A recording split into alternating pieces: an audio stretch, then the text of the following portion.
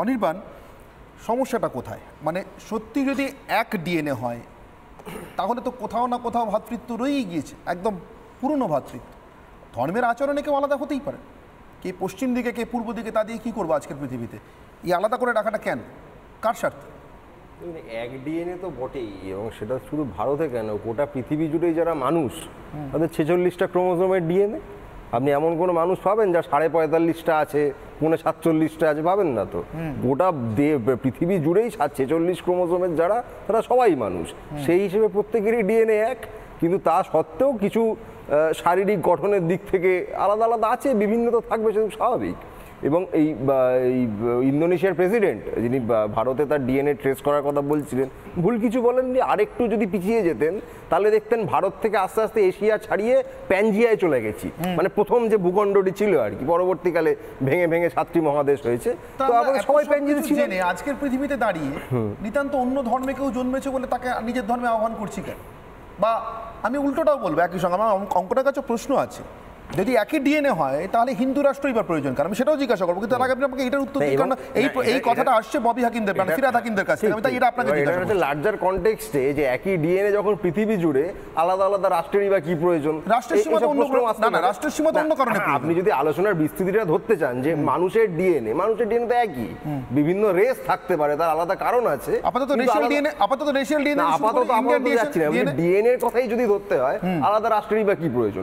ওই তর্কের কোনো শেষ নেই। দেখুন, সামাজিক রাজনৈতিক নানা ঘাত প্রতিঘাতের মধ্যে দিয়ে রাষ্ট্র তৈরি হয়েছে, বিভিন্ন ধর্মের তার নিজস্ব ইতিহাস আছে, ঠিক ভুল আমি ওই তর্কেই যেতে চাইছি না।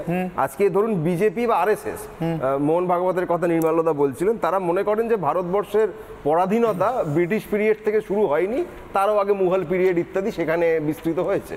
এদিকে স্বামী বিবেকানন্দ মনে করতেন যে Mughal empire is the greatest empire of India and Akbar is the greatest king, বা যাই বলুন না কেন, নবাব ইত্যাদি, সম্রাট। হ্যাঁ, তো সেই জায়গায় যেই বিবেকানন্দকে আরএসএস প্রজেক্ট করে, অথচ তার কথায় তারাই মানে না। তারা নিজেরা বলুন যে যদি ডিএনএ একই আপনারা মনে করছেন, টাইম লাইনটা কি?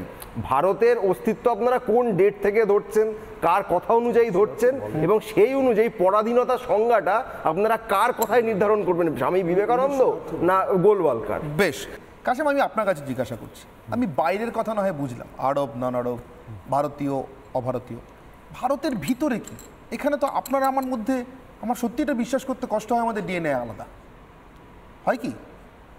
আমি উন্মুক্ত জনতার ভিড়ে হাজার মুসলমানকে দেখেছি, কিন্তু প্রকৃত ভারতীয় মুসলমান খুব কম দেখেছি। কেন বলছেন? প্রকৃত ভারতীয় মুসলমান আমি খুব কম দেখেছি, যাদের দেশের প্রতি ভক্তি, শ্রদ্ধা, ভালোবাসা থাকবে। এই দেশ তাদের কবর হবে যুগ যুগ ধরে, কাল কিয়ামত অবধি। কোরআনের এবং ইসলামী শরিয়াত মতে কাল কিয়ামত অবধি এই ভারতের মাটিতে শুয়ে থাকতে হবে।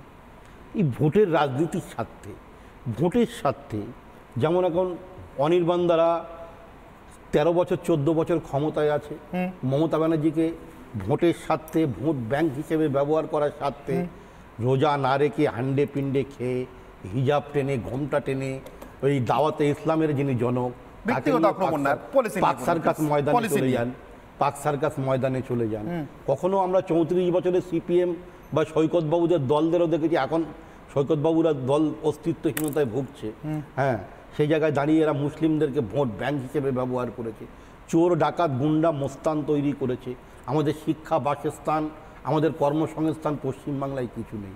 আজকে চাকরির ক্ষেত্রে দেখুন, পশ্চিমবাংলায় যে জায়গায় দাঁড়িয়ে মুসলমানদের চাকরিতে স্থান কত, হয়তো 100-র মধ্যে একজনও খুঁজে পাবেন কিনা সন্দেহ। আপনার কাছে তাহলে ভাগ করে রাখাটা কি এই জন্য? একদম তাই তো বলি, কে করলেই জাতপাত্রী খেলা, চিরজীবন বুকে করে বইতে হবে অভিশাপ্তর এক জ্বালা।